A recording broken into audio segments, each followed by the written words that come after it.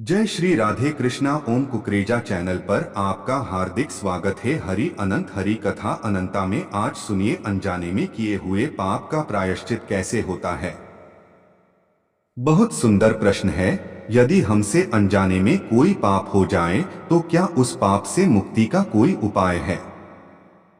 श्रीमद् भागवत जी के षष्ठम स्कंध में महाराज राजा परीक्षित जी श्री सुखदेव जी से ऐसा प्रश्न कर लिए। बोले, भगवान, आपने पंचम स्कंध में जो नरकों का वर्णन किया उसको सुनकर तो गुरुवर रोंगटे खड़े जाते हैं। प्रभुवर, मैं आपसे ये पूछ रहा हूँ कि यदि कुछ पाप हमसे अनजाने में हो जाते हैं, जैसे चींटी मर गई, हम लोग श्वास लेते हैं तो कितने जीव श्वासों के माध्यम से मर जाते हैं। भोजन बनाते समय लकड़ी जलाते हैं, उस लकड़ी में भी कितने जीव मर जाते हैं। और ऐसे कई पाप हैं जो अनजाने हो जाते हैं। तो उस पाप से मुक्ति का क्या उपाय है भगवान? आचार्य सुखदेव जी ने कहा, राजन, ऐसे पाप से मुक्ति के लिए रोज प्रतिदिन 5 प्रकार के यज्ञ करने चाहिए। महाराज परीक्षित जी ने कहा, भगवान, एक यज्ञ यदि कभी करना पड़ता है तो सोचना पड़ता है। आप 5 यज्ञ रोज कह रहे हैं। यहाँ पर आचार्य सुखदेव जी हम सभी मानव के कल्याणार्थ कितनी सुंदर बात बता रहे हैं।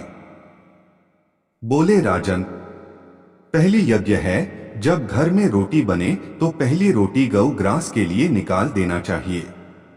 दूसरी यज्ञ है, राजन, चींटी को 10-5 ग्राम आटा रोज वृक्षों की जड़ों के पास डालना चाहिए। तीसरी यज्ञ है, राजन, पक्षियों को अन्न रोज डालना चाहिए। चौथी यज्ञ है, राजन, आटे की गोली बनाकर रोज जलाशय में मछलियों को डालना चाहिए। पांचवी यज्ञ है, राजन, भोजन बनाकर अग्नि भोजन, रोटी बनाकर उसके टुकड़े करके उसमें घी चीनी मिलाकर अग्नि को भोग लगा। राजन, अतिथि सत्कार खूब करें। कोई भिखारी आवे तो उसे जूठा अन्न कभी भी भिक्षा में न दे।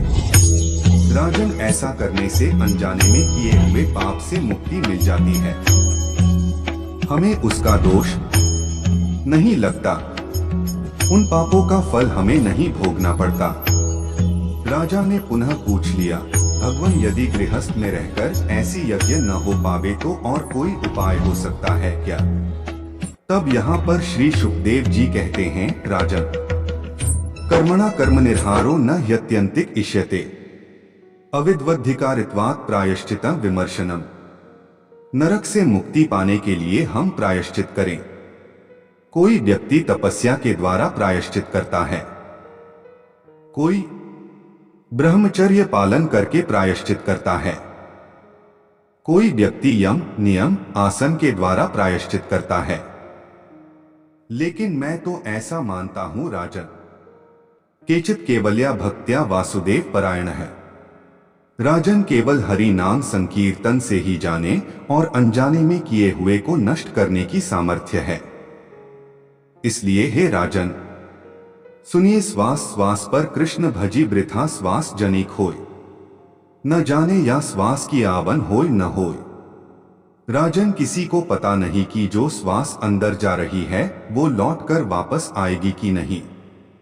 इसलिए सदैव हरि का नाम जपते रहो।